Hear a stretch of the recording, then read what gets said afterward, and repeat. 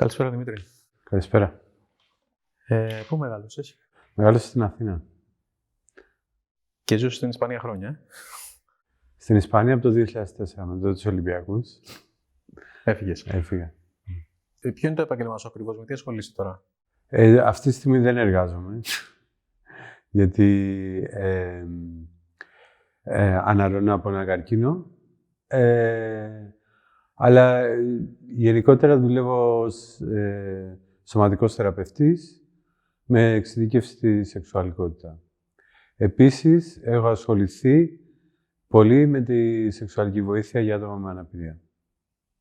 Ως σεξουαλικός βοηθός και ως εκπαιδευτής άλλων σεξουαλικών βοηθών.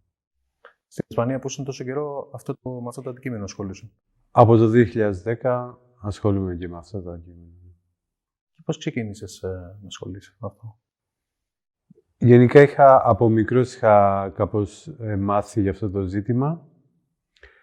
Και το 2010 μια σεξολόγος της Αργεντίνα έκανε ένα κάλεσμα στην Ισπανία για να συγκροτήσουμε την πρώτη ομάδα σκέψης και debate, συζήτησης για τη σεξουαλική βοήθεια στην Ισπανία και μάζεψαμε πληροφορίες. Εγώ μπήκα στην ομάδα, μάζεψαμε πληροφορίες από διάφορες προτάσεις που έχουν γίνει στο εξωτερικό και συστήσαμε μια πρόταση για την πραγματικότητα την ισπανική και μετά πήγα σε μια άλλη ομάδα που προσέφερε αυτή την υπηρεσία και συνεργάστηκα μαζί τους ως σεξουαλικός βοηθός, μετά ως εκπαιδευτής και μετά πήγα στη Βαλένθια όπου φτιάξαμε μαζί με μια γιατρό και σεξολόγο. Φτιάξαμε το δική μας πρωτοβουλία που είχε και σεξουαλική βοήθεια αλλά και άλλες δομές. Τέλος πάντων κάναμε ένα κέντρο σεξουαλικής ανάπτυξης για άτομα με και χωρίς αναπηρία. Γιατί η σεξουαλική βοήθεια είναι για συγκεκριμένη ομάδα ατόμων με αναπηρία. Και μπορεί και ξέρει που βρίσκεται. Όχι όλος ο κόσμος με αναπηρία. Δεν είναι η απάντηση. Η σεξουαλική βοήθεια δεν είναι απάντηση για όλα τα άτομα με αναπηρία. Είναι για μια συγκεκριμένη ομάδα που έχει συνείδηση και μπορεί να χρειαστεί αυτό το χώρο για λόγους κοινωνικούς κυρίως. Ότι όταν βλέπουμε ένα άτομο με αναπηρία δεν το θεωρούμε σεξουαλικό. Και μπορεί να έχουν αυτό το θέμα, ότι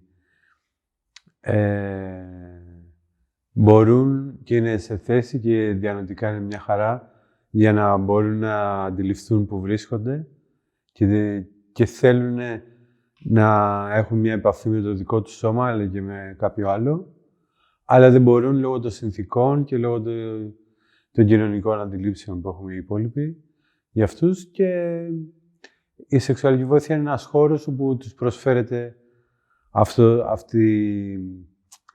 αυτός ο χώρος για να μπορούν να ζήσουν μια προσωπική εμπειρία πάνω σε αυτό το ζήτημα. Η διαδικασία που ακολουθείτε μέχρι κάποιος άνθρωπος με αναπηρία να φτάσει σε κάποιον σεξουαλικό βοηθό, ποια είναι? Εμείς στην Ισπανία ακολουθούμε ένα πρωτόκολλο 4 βημάτων, όπου πρώτα έρχεται σε επαφή με το σύλλογο, εκεί λειτουργούμε με ένα σύλλογο, και περνάει από μια συνέντευξη για να δούμε αν όντως η σεξουαλική βοήθεια μπορεί να είναι επωφελής για το άτομο με αναπηρία, αν ξέρει ακριβώς που βρίσκεται και αν έχει τη δυνατότητα συγκατάθεσης για μια ερωτική προσωπική επαφή. Αντίστοιχα, τα άτομα που προσφέρονται ως σεξουαλική βοηθή έχουν περασκευτεί από μια συνέντευξη όπου καθορίζουν τα όρια τους, καθορίζουν τις προτιμήσεις τους και το τι μπορούν να προσφέρουν, σε τι μπορούν να συνενέσουν. Όταν βρίσκονται δύο προφίλ τα οποία είναι συμβατά, τότε γίνεται match που λέμε και μπορεί να προχωρήσουν μεταξύ των δύο πλευρών. Από εκεί, λόγω της νομοθεσίας της Ισπανίας, δεν μπορεί να εμπλακεί ο σύλλογος περισσότερο, πιο πέρα από το match. Οπότε, οι δύο πλευρές ως ενήλικες συνθηκολογούν στο δεύτερο βήμα του πρωτοκόλλου, όπου κάνουν μια συνάντηση πριν την ερωτική και προσωπική επαφή. Οπότε εκεί βάζουν πάνω στο τραπέζι ό,τι επιθυμίες έχουν, τι μπορούν να μοιραστούν, υπό ποιες συνθήκες ή ποια πιο λογιστικό θέμα θα μπορεί να προκύψει εκεί, μεταξύ δύο ενηλίκων, και εκεί έρχονται σε μια συμφωνία ή όχι, γιατί όλη η διαδικασία βασίζεται πάνω στη συγκατάβαση. Άμα μία από τις δύο πλευρές δεν είναι σύμφωνη με τη διαδικασία, μπορεί ευγενικά να πει ότι εγώ αποχωρώ και ξεκινάει από την αρχή η διαδικασία, άμα υπάρχει αυτή η επιθυμία. Το τρίτο βήμα είναι η επαφή όπου, όπως και όποτε έχει συμφωνηθεί εκ των προτέρων στο δεύτερο βήμα. Και το τέταρτο βήμα ήταν μοναχά ένα feedback, το οποίο είναι τύπου αν ήταν ικανοποιητική η επαφή, αν υπήρχε κάποιο πρόβλημα και αν έχουν καμιά ιδέα πώς θα μπορούσε να καλυτερεύσει η όλη διαδικασία. Όχι, δεν είναι κουτσομπολίστικο τι κάνατε, πώς και πού. Απλά, αν υπάρχει κάτι που μπορεί να βελτιώσει τη διαδικασία, αυτό. Και εκεί τελειώνει το πρωτόκολλο. Γιατί το θέμα είναι ότι όταν μιλάμε για σεξουαλικότητα, όταν μιλάμε για ερωτική επαφή, μπορεί να έχει, όταν είναι ένα σώμα το οποίο είναι νορματιβικό, ας το πούμε, όχι normal, αλλά όπως είναι το 90% του πληθυσμού, και όταν είναι ένα σώμα με αναπηρία, οι δύο πραγματικότητες περιορίζουν την αλήθεια και τον τρόπο που μπορεί να γίνει η επαφή. Οπότε, μεταξύ τους πρέπει να συνενέσουν και να δουν πώς θα γίνει. Οπότε, πρακτικά, δεν θα μπορούσα να σου δώσω μια εικόνα το πώς είναι πραγματικά η επαφή. Απλά έχει να κάνει με τις δύο πλευρές. Θα μπορούσε, ας πούμε, να είναι από μια βόλτα στο πάρκο και να είμαστε πιασμένοι χέρι-χέρι και να λέμε ερωτικές ιστορίες κτλ. Ή μοναχά να μας δουν ως ζευγάρι, η κοινωνία. Αυτό θα μπορούσε να είναι ένα παράδειγμα. Και μετά θα μπορούσε να είναι οποιαδήποτε άλλη πρακτική μπορεί να φανταστεί που μπορεί γίνεται σε ιδιαίτερο χώρο. Μίλησες για τα όρια πριν. Ποια όρια υπάρχουν? Τα όρια είναι εντελώς προσωπικά, αυτό που λέω. Δηλαδή, από την πλευρά του βοηθού, λέει, μέχρι πού μπορεί να ανοιχτεί προσωπικά για αυτό το ζήτημα. Και από την πλευρά του ατόμου που αιτείται τη διαδικασία είναι πώς, μέχρι τι φαντασίωση έχει ή τι σκοπό έχει να ζήσει πάνω σε αυτό το ζήτημα. Δεν έθεσα καλά την ερώτηση. Ήθελα να ρωτήσω κάτι άλλο. Πόσες συνεδρίες μπορούν να γίνουν max? Αυτό εννοώ, τα κριτήρια της... Αυτό, εκεί υπάρχει το πρόβλημα της νομοθέτησης. Γιατί σε πολλά κράτη, ας πούμε, έχουν βάλει το όριο των 6 συνεδριών, που έρχεται από την πρωτοβουλία, την πρώτη πρωτοβουλία που υπήρξε από τη δεκαετία του 70, το Sex Surrogate στις Ηνωμένες Πολιτείες, το οποίο είχαν ιδρύσει οι Masters and Johnsons, οι πιο γνωστοί σεξολογικοί σεξουολογικό ζευγάρι. Το οποίο όμως δεν ανταποκρίνεται σε όλες τις περιπτώσεις, γιατί αν μιλάμε για μια εκφυλιστική ασθένεια, δηλαδή ένα άτομο που έχει μεγαλώσει μέχρι το σημείο ως νορματιβικό σώμα και μπορεί να έχει κάποιες εμπειρίες μέχρι τα 25, ας πούμε, όπως όλοι οι υπόλοιποι, όπως η πλειοψηφία της κοινωνίας. Αλλά μετά αρχίζει και ευθύνει το σώμα. Εκεί δεν μπορείς να βάλεις όριο στις συναντήσεις, γιατί είναι μια συνοδεία μέχρι να μας χωρίσει ο θάνατος, ας πούμε. Και ότι δεν έχει νόημα να περιοριστούν σε νούμερο. Για άλλα άτομα, άμα πρόκειται για ένα άτομο νεαρό που θέλει απλά να αποκτήσει εμπειρίες και να μάθει πώς μπορεί να λειτουργήσει το σώμα του, εκεί έχει λογική να υπάρχει όριο και έχει λογική για να μην καταντήσει να γίνει υποκατάστατο της δικής του σεξουαλικότητας. Έτσι, εκεί έχει νόημα να σταματήσει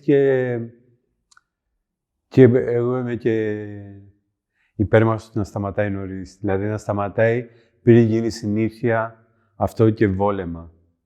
Γιατί αυτό δεν είναι ο σκοπός της σεξουαλικής βοήθειας. Ο σκοπός είναι να αποκτήσει την αυτογνωσία του ότι εγώ μπορώ να εμπλακώ σε μια ερωτική επαφή και μπορώ να το κάνω με αυτά τα εργαλεία που έχω και με αυτό το σώμα που έχω.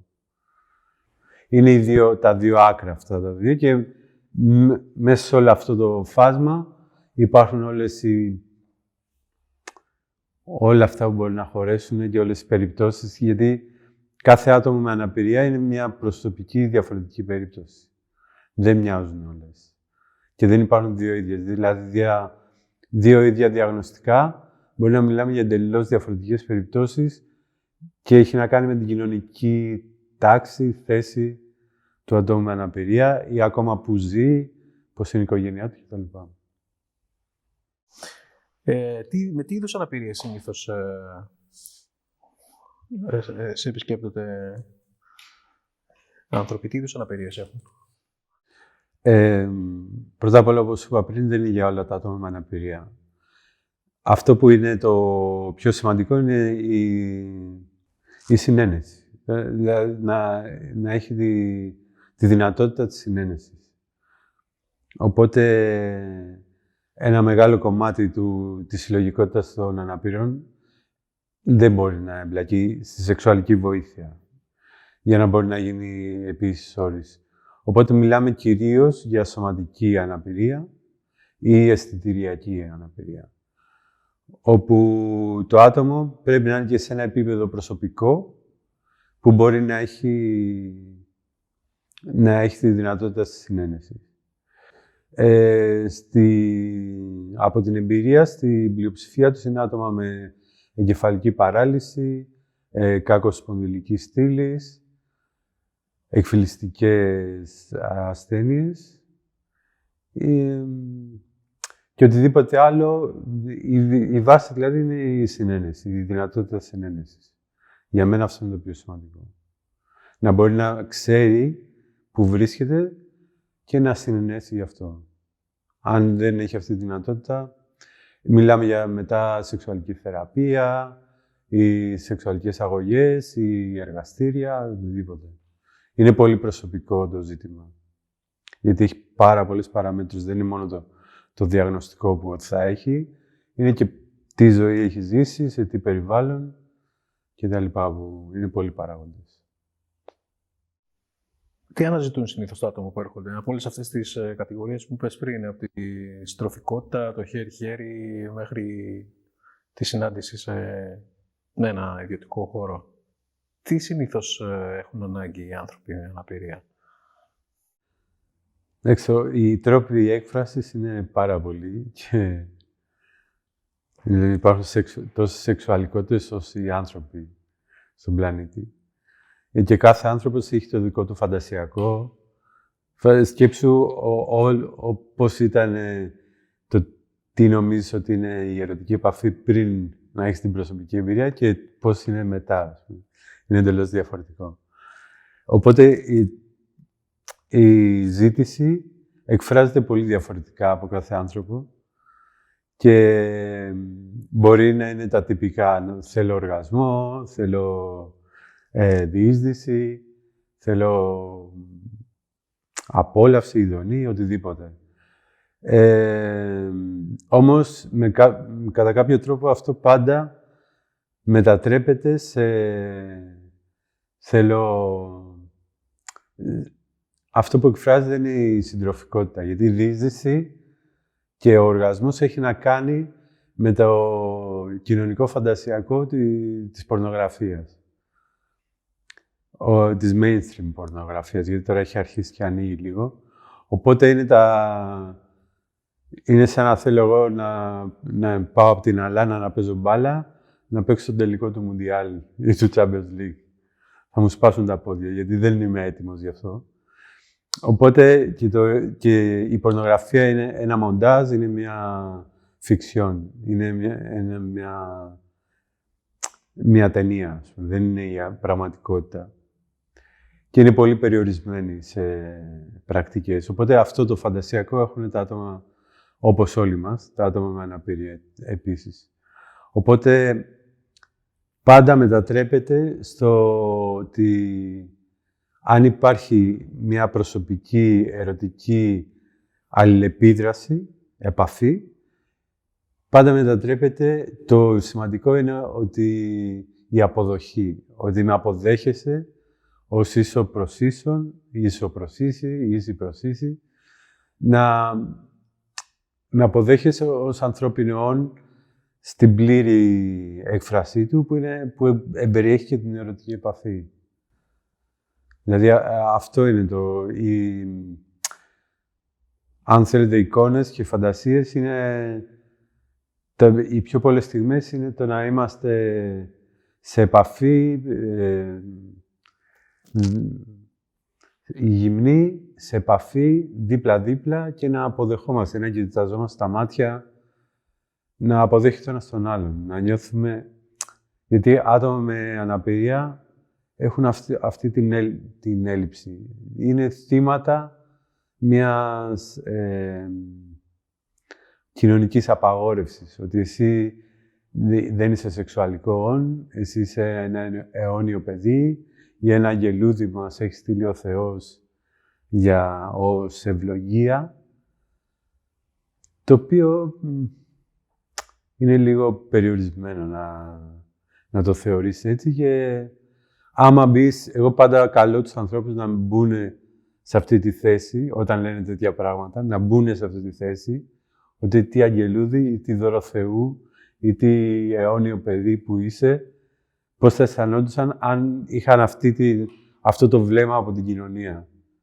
Πώς θα αισθανόντουσαν, γιατί πάντα, ακόμα και την ώρα που περπατάμε στον δρόμο, πάντα κοιταζόμαστε χωρίς να ξεπερνάει αυτό τη ματιά, να ενώνονται οι ματιές μας. Πάντα υπάρχει αυτό το υπονοούμενο μέσα ότι θα μπορούσαμε, ότι τσεκάρω, ότι είμαστε δύο δυνάμει ερωτικά εραστές. Ναι. Αν και δεν θα φτάσουμε ποτέ μόνο τον κόσμο που κοιτάμε στον δρόμο. Αλλά τα άτομα με αναπηρία δεν έχουν ούτε καν το ενδυνάμει. Τους αποκλείουμε εντελώς ή τους βλέπουμε σαν κακομοίρη μου, κακομοίρα ή σαν υπερήρωας, ένα ξωτικό που ήρθε εδώ πέρα να ξεπεράσει τον εαυτό του για να γίνει... Εντάξει, υπάρχει όλο το φάσμα. Υπάρχουν αυτά, αλλά υπάρχει και όλο το φάσμα. Δεν υπάρχει στο μυαλό μας αυτό όταν βλέπουμε έναν ανάπηρο. Δηλαδή, και εγώ, άμα ήμουν με ένα φίλο μου και βλέπω έναν ανάπηρο στον δρόμο και έλεγα ωραία γκόμενα αυτή, ας πούμε. Και δεν τρέπεσαι τον ανάπηρο. Μπορεί να είναι. Αυτή η νοοτροπία, ας πούμε. Το λες και το βλέπουν και σαν φετίχ, κάπως. Αυτό. Είναι σαν φετιχισμός, ότι άμα σ' αρέσει ένα άτομο με αναπηρία, είναι φετιχισμός. έχει τύχει ποτέ να συνδεθείς συναισθηματικά με κάποιο άτομο που είχες συναντήσεις ή το ανάποδο αυτό το άτομο? Γιατί είναι μια διαδικασία που έχει να κάνει με συναισθήματα που πολλές φορές δεν τα ελέγχουμε κιόλας. Ναι, εννοείται. Μπορώ να σου μιλήσω και για την εμπειρία μου και ως εκπαιδευτής και ως υπεύθυνος συντονιστής διαφόρων επαφών. Οπότε, έχει συμβεί, έχουν παντρευτεί κιόλας ζευγάρια, έχουν κάνει σχέσεις και έχουν αποτύχει, όπως οτιδήποτε, όλο το φάσμα των ανθρώπινων σχέσεων που μπορεί να συμβούν, και φιλίες και διάφορα ζητήματα τέτοιου τύπου. Απλά, στην προσωπική μου διαδικασία, πάντα εξηγώ στο δεύτερο βήμα του πρωτοκόλλου που λέγαμε πριν, πάντα εξηγώ ότι η προσωπική μου ζωή είναι πλήρης και δεν χωράει άλλα άτομα. Αυτό γίνεται απλά για να έχεις ένα χώρο να έχεις μια εμπειρία που τη χρειάζεται, γιατί αλλιώς κοινωνικά είσαι αποκλεισμένος σε αυτό το ζήτημα. Οπότε, από τη στιγμή που θα βρεθούμε μέχρι τη στιγμή που θα αποχωριστούμε, θα είσαι το μοναδικό άτομο στη ζωή μου. Αλλά πριν από αυτό και μετά, θα απαιτώ σεβασμό στην προσωπική μου ζωή για να μπορώ να συνεχίσω να κάνω αυτή την ασχολία. Και αυτό είναι ένα πλαίσιο, όπως και όλα τα υπόλοιπα που συζητούνται στο δεύτερο βήμα, είναι ένα πλαίσιο όπου αντί να περιορίζει την επαφή, δίνει μια ελευθερία να κινηθείς εκεί πέρα μέσα. Δίνει δηλαδή την ελευθερία να ξέρει το άλλο άτομο πού μπορεί να κινηθεί χωρίς να προσβάλλει, χωρίς να ξεπεράσει κάποιο όριο. Και από την άλλη πλευρά δίνεται η ευκαιρία να μπορέσει να εκφράσει επίσης το πλαίσιο του και βρισκόμαστε στο κοινό σημείο όπου μπορούμε να βρεθούμε με ελευθερία, και αυτό είναι τόσο λειτουργικό και τόσο απελευθερωτικό που το έχω μεταφέρει και στις προσωπικές μου επαφές, στις προσωπικές μου σχέσεις. Τα όρια είναι μετακινήσιμα. Δεν είναι πάντα σταθερά ή στεγανά. Αυτό που λέω και στις εκπαιδεύσεις των σεξουαλικών βοηθών, αλλά και από την προσωπική εμπειρία, αν έχουμε έρθει στην κατάβαση μιας πρακτικής ή κάποιων ορίων, άμα εκείνη στην πράξη γίνουν διάφορα πράγματα και θέλουμε να υπερβούμε αυτά τα όρια, εγώ πάντα προτείνω και πάντα το τηρώ και προσωπικά, να γίνει στην επόμενη συνάντηση. Να μην γίνει στην ίδια συνάντηση, γιατί όταν είμαστε σε σεξουαλική διέγερση, είναι σαν να είμαστε σε άλλη συνείδηση, είναι σαν να έχουμε πάρει ναρκωτικά ή να έχεις πιει αλκοόλ, που είναι το ίδιο. Οπότε, πάντα προτείνω να πέσει η διέγερση, να είμαστε σε νηφαλιότητα και μετά να αποφασίσουμε άμα θέλουμε να προχωρήσουμε σε υπέρβαση των ορίων. Γιατί πάνω στην κάψα που λέμε, να το πούμε πιο απλά, μπορεί να συνενούσα για μια πρακτική την οποία δεν είχα συνενέσει εκ των προτέρων. Αλλά μετά όταν γυρίζεις σπίτι και σου πέφτει η ένταση, πέφτει η ειδονή, λες, όχι, τι έκανα. Μπορεί να το πεις, μπορεί και όχι. Απλά εγώ πάντα προτείνω και πάντα το λέω να έχουμε πολύ προσοχή σε αυτό. Να μην υπερβαίνουμε όρια όταν είμαστε ήδη στην ερωτική επαφή. Εκ των υστέρων, ναι. Και σε ανυφαλιότητα, αν υπάρχει στην κατάβαση. Ο αυτοέλεγχος είναι αυτό που λες. Είναι μια ικανότητα που πρέπει να έχει ένας θεραπευτής. Η αυτοσυγκράτηση, αυτοέλεγχος. Όχι, αυτό μαθαίνεται. Γι' αυτό εγώ πάντα το λέω ότι μην το κάνεις εκείνη την ώρα, να βαράει ένα καμπανάκι εκείνη την ώρα και άμα σταματήσεις, ηρεμήσεις κτλ. Αυτό μετά γίνεται ένας αυτοματισμός, γίνεται ένας μηχανισμός, ο οποίος δεν είναι και τίποτα δύσκολο. Και είναι και ένα από τα πράγματα που έχω μεταφέρει και στην προσωπική μου ζωή. Όταν βρίσκομαι σε μια θέση την οποία δεν επιθυμούσα από πριν ή δεν την ήθελα, ή τη στιγμή της τρέλας, να του φέρνω και μια βόλτα. Άμα ξεπερνάω κάποιο όριο που είχα από πριν, αυτό και δεν με φέρνει σε καταστάσεις που μετά μετανιώνεις. Γιατί πριν δημιουργήσω αυτό το μηχανισμό, είχα έρθει σε τέτοιες καταστάσεις. Τι άλλες ικανότητες πρέπει να έχει ένας σεξουαλικός βοηθός, θεραπευτής? Η βασική ικανότητα που πρέπει να έχει είναι να έχει τη δυνατότητα να βλέπει κάθε άνθρωπο ως άνθρωπο και μετά όλα τα άλλα τα επίθετα που μπορείς να του βάλεις, με αναπηρία, με δυνατότητες, με δυσκολίες, με οτιδήποτε, ό,τι έχει στο κεφάλι σου, να μένει μετά. Αλλά η βασική ικανότητα είναι αυτή.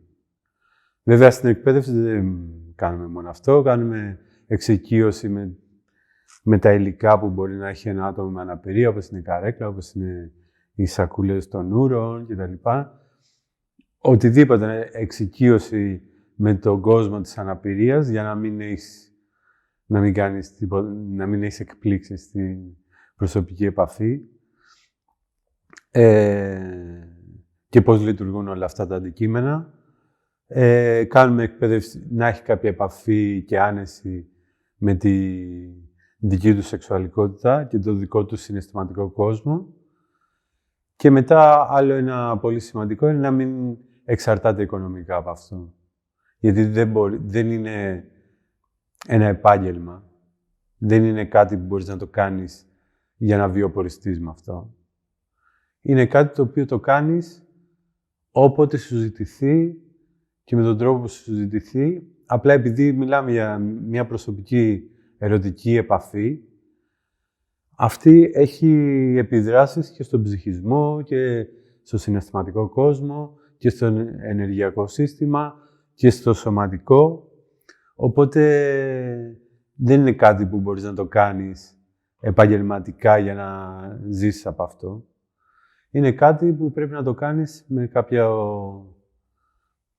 με κάποια ηρεμία. Έχω τόσα χρόνια εμπειρία και προσωπική, αλλά και σαν εκπαιδευτής και σαν συντονιστής των ομάδων, όπου έχω δει πολλά άτομα που να το έχουν βρει σαν ευκαιρία, να το έχουν βρει σαν τι ωραία, ή σαν υποκατάστατο της σεξουαλικής τους ζωής και δεν έχουν αντέξει πάνω από κάποιους μήνες.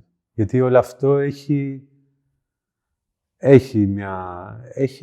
πολύ μεγάλο αντίκτυπο στο σώμα σου. Οπότε και στη ψυχή σου και σε όλα. Οπότε αν δεν το κάνεις συνειδητά και αν δεν βρίσκεις το χώρο να εμπεδώσεις όλη αυτή την εμπειρία και να την βάλεις κάπου μέσα σου, θα είναι σαν χύτρα ταχύτητας που κάποια στιγμή σου σκάει και το κόβεις εντελώς και φεύγεις. Εγώ δεν είχα κάποιον να μου τα δείξει αυτά, γιατί δεν υπήρχε κάποιος οδηγός. Τώρα σιγά σιγά τους δημιουργούμε και η εμπειρία που εγώ έζησα προσωπικά στο σώμα μου, γιατί το πήρα πολύ σιγά σιγά και με πολλή θεραπεία και με πολλή διαδικασία. Βάζεις το σώμα σου, βάζεις την ψυχοσύνθεσή σου, τα πάντα. Βάζεις σε πολύ πυρηνικό επίπεδο του εαυτού σου. Εκτίθεσαι. Η πρώτη φορά πώς ήταν? Η πρώτη φορά είναι όπως η πρώτη φορά της οποιαδήποτε εμπειρίας. Η νευρικότητα, πώς το λένε, δεν ξέρεις τι κάνεις, σιγά σιγά. Αυτά ευτυχώς ήταν πολύ τρυφερή και πώς το λένε, και ανταποδοτική στιγμή που με το που έρχεσαι σε επαφή όλα χαλαρώνουν και όλα γίνονται σωστά. ένα από τις δύο στιγμές θυμάμαι κυρίως, είναι ότι πρώτη φορά να βρεθώ στην εικόνα ενός ανάπηρου σώματος, όπου ήταν μια έκπληξη, η οποία διήρκησε 3 δευτερόλεπτα κύριο, πάνω κάτω. Μετά εξοικειώθηκα, γιατί το πρόβλημα είναι ότι δεν έχουμε φαντασιακό, δεν έχουμε εικόνες. Βλέπουμε γυμνά τέλεια κορμιά συνήθως, ό,τι θεωρεί η κοινωνία μας και ο πολιτισμός μας ως τέλειο. Αλλά δεν έχουμε εικόνα γυμνών κορμιών αναπήρων. Δεν έχουμε φαντασιακό σε αυτό το κομμάτι και ο εγκέφαλος παθαίνει μια ταραχή όταν έρχεται πρώτη φορά σε οπτική επαφή. Οπότε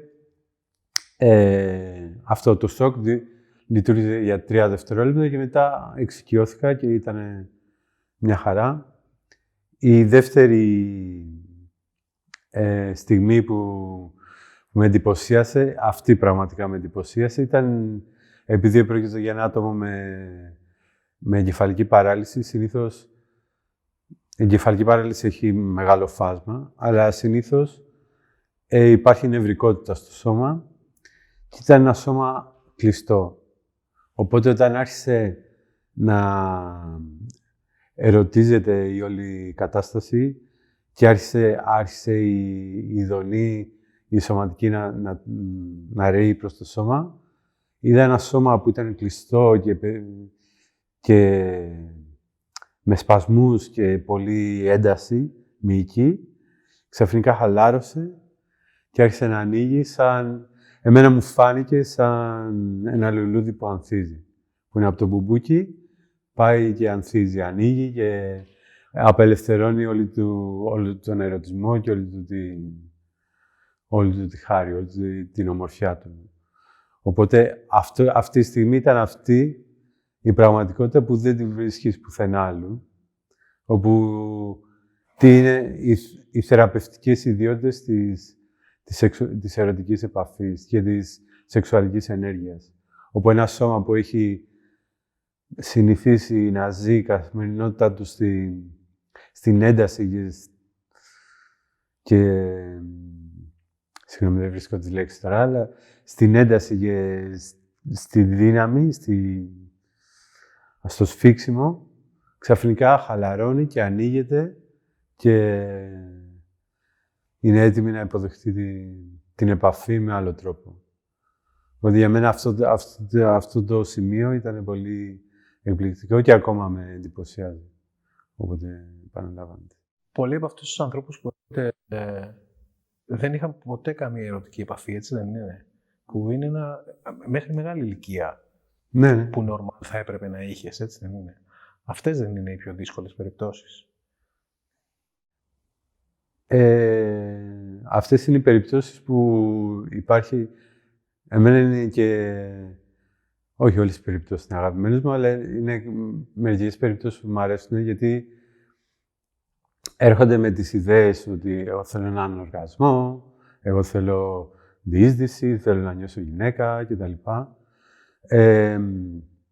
Αλλά βλέπεις ότι, εντάξει, η πορνογραφική διαδικασία, η ερωτική που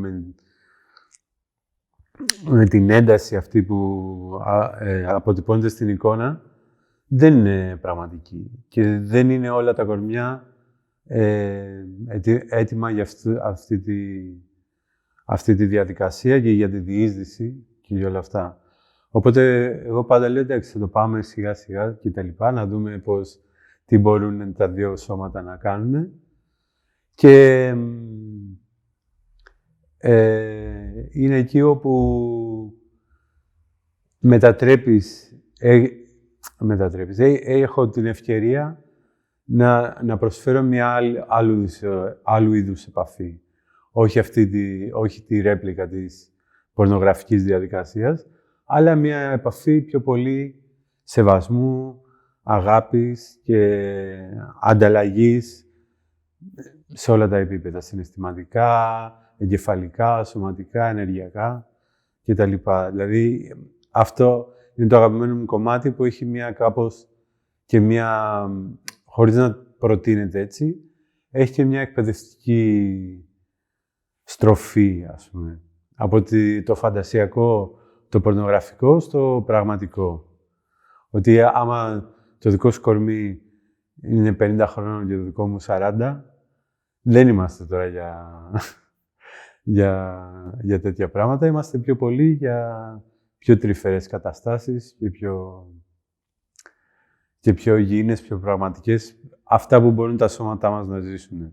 Και ότι όταν προσπαθείς να καταφέρεις κάτι το οποίο το σώμα σου δεν προσφέρεται γι' αυτό, άμα θες να αντιγράψεις μια διαδικασία που έχεις δει και που είναι σφινωμένη στο μυαλό σου, είναι κάτι που σου κόβει από την πραγματικότητα και την επαφή που ζεις εκείνη τη στιγμή.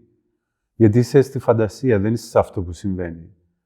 Οπότε, πάντα καλύτερα είναι να πηγαίνουμε από λίγο σε πολύ και σταδιακά και σιγά σιγά, να δούμε που είμαστε, τι μπορούμε να κάνουμε, τι επαφή μπορούμε να ζήσουμε.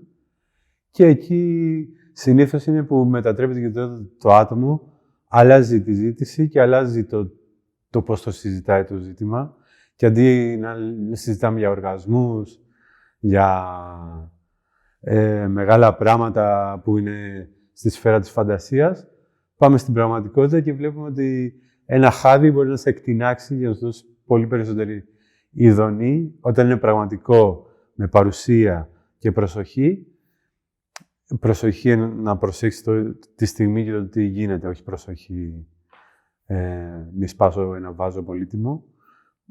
Όταν γίνεται με παρουσία και προσοχή, μπορεί να δώσει μεγαλύτερη απόλαυση και ικανοποίηση από ότι μια οποιαδήποτε φαντασία που είναι έξω από εμάς. Η σεξουαλική βοήθεια προσαρμόζεται σε διαφορετικούς σεξουαλικούς προσανατολισμούς. Ναι, αυτό είναι. Γι' αυτό πρέπει να υπάρχει, είναι πολύ σημαντικό να υπάρχει μια ομάδα ανθρώπων με διαφορετικούς σεξουαλικούς προσανατολισμούς, με διαφορετικές ταυτότητες, με διαφορετικά όρια, για να μπορεί να γίνεται και απόκριση στη ζήτηση που υπάρχει. Γιατί τα άτομα με αναπηρία έχουν ακριβώς τα ίδια ποσοστά ατόμων με όλες τις προτιμήσεις, όπως η υπόλοιπη κοινωνία. Δεν αλλάζει. Η ιδιαιτερότητα του επαγγέλματος πώς επηρεάζει τις σχέσεις του κοντινού σου κύκλου ή πώς επηρεάζει τις σχέσεις σου παλιότερα ή πώς αντιδράει ο κόσμος όταν... Ήταν μια διαδικασία ως όλη τη ζωή και εντάξει, έχει επηρεάσει τα άτομα που με γνωρίζουν και ξέρουν με ποιο τρόπο το κάνω, το σέβονται και δεν τους ενοχλεί απριόρι. Αλλά όπως και να κάνουμε, αυτά τα πράγματα είναι μια συνεχής συνδιαλλαγή, μια συνεχής προσπάθεια. Γιατί έχουμε συνδυάσει την ερωτική επαφή, την προσωπική επαφή με συντροφικότητα, με μια αποκλειστικότητα κτλ. Αλλά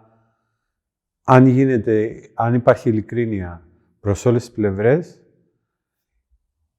πάντα μπορεί να το καταλάβει μια σχέση που μπορείς να έχεις σε κοινωνικό επίπεδο.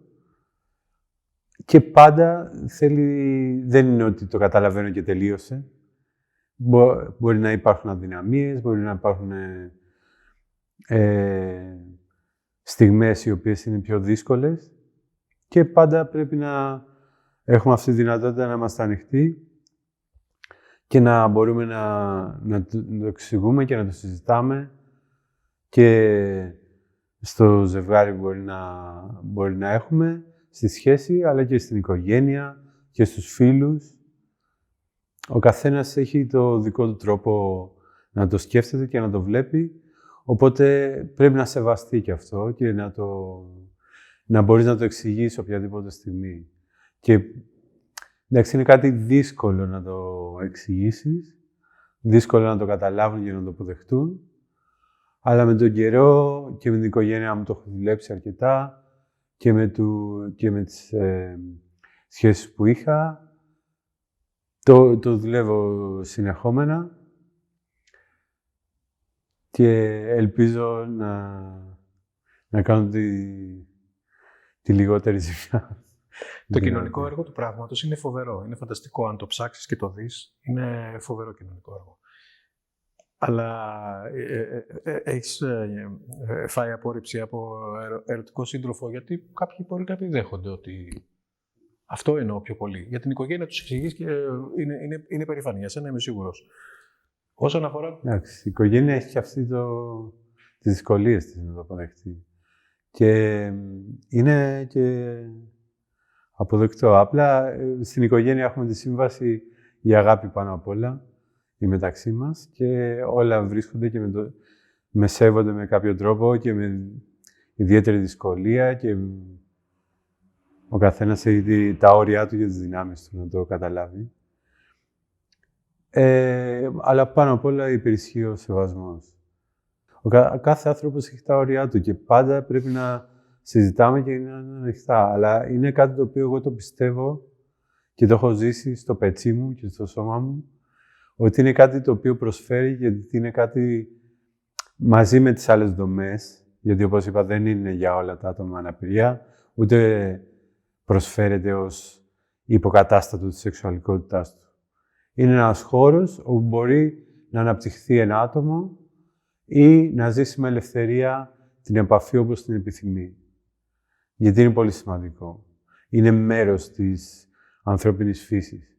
Το πώς γίνεται είναι πολύ σημαντικό και το πώς το αντιλαμβάνονται οι κοντινοί μας άνθρωποι, η κοινωνία και τα ίδια τα άτομα με αναπηρία είναι πολύ σημαντικό επίσης. Οπότε είναι μια διαδικασία συνεχόμενη του να μπορείς να έχεις τη δυνατότητα να το εξηγείς και με οποιοδήποτε τρόπο και σε οποιαδήποτε γλώσσα και επίπεδο αντίληψη. Πού μπορούν να σε βρουν για να απευθυνθούν σε σένα τώρα που ήρθες στην Ελλάδα και πού... Τώρα στην Ελλάδα δεν έχουμε στήσει ακόμα κάποια δομή. Είμαι ακόμα σε αποκατάσταση της υγείας μου. Σιγά σιγά όμως θα στήσουμε κάτι. Είμαστε σε διαδικασία με κάποια υπηρεσία κρατική. Αν δεν προχωρήσει αυτή, θα υπάρξει ιδιωτική πρωτοβουλία. Αλλά σιγά σιγά θα στηθεί κάτι σίγουρα. Δεν ξέρω πόσο άμεσο θα είναι. Αυτά τα πράγματα δεν θέλουν βιασύνη, πρέπει να γίνουν σωστά. Γιατί αν μετατραπεί σε κάτι που είναι είτε για να βγάλεις λεφτά, είτε είναι μια εταιρεία, είτε είναι κάτι που κάνουμε τα cool άτομα για τους κακομοίριδες, τους αναπήρους, θα κάνει ζημιά αντί να είναι κάτι που να προσφέρει στη συλλογικότητα των αναπήρων ή και στην υπόλοιπη κοινωνία. Οπότε πρέπει να γίνει σωστά, μεθοδικά, σιγά σιγά και ακόμα δεν υπάρχει πρόσβαση στους δρόμους για ένα άτομο με αμαξίδιο. Είμαστε ακόμα σε βρεφικά βήματα. Σιγά σιγά θα γίνει. Αλλά θα το κάνουμε σωστά. Δεν θα το κάνουμε όπως το κάνουμε στην Ισπανία με πειραματισμούς και βιασύνες. Γιατί από την πρώτη κιόλας ομάδα, όταν ξεκινήσαμε, μόλις κάναμε ένα blog και το δημοσιεύσαμε, άρχισαμε μηνύματα, τηλεφωνήματα, πότε θα ξεκινήσετε και υπήρχε αυτή η βιασύνη. Γιατί είναι μια ανάγκη πραγματική, δεν είναι ότι φτιάξαμε κάτι επειδή το έχουμε σκεφτεί πρωτοποριακά κτλ. Είναι μια attention μια απάντηση σε μια ζήτηση που είναι πραγματική, που υπάρχει. Και είναι και στο σκοτάδι, είναι κρυφή. Μια ζήτηση κρυφή που υπάρχει στην κοινωνία, στο 10% της κοινωνίας δηλαδή. Κάτι τελευταίο σαν μήνυμα που θα ήθελες να πεις ή στα άτομα με αναπηρία ή γενικά στους ανθρώπους που αντιμετωπίζουν τους ανθρώπους με αναπηρία? Στην κοινωνία γενικότερα, όποιοι άνθρωποι έχουν αμφιβολίες ή αντίθεση σε αυτή την υπηρεσία, θα ήθελα απλά να τους πω να σκεφτούν μια στιγμή πώς θα ήταν να είσαι όλη τη ζωή σου πάνω σε ένα αμαξίδιο, σε μια καρέκλα και στον δρόμο όποτε μπορείς να περπατήσεις στον δρόμο, γιατί είναι σε λίγα μέρη στην Ελλάδα μπορείς να προχωρήσεις. Πώς θα ήταν να μην σε βλέπει κάποιος ερωτικά ποτέ, να μην έχεις καμία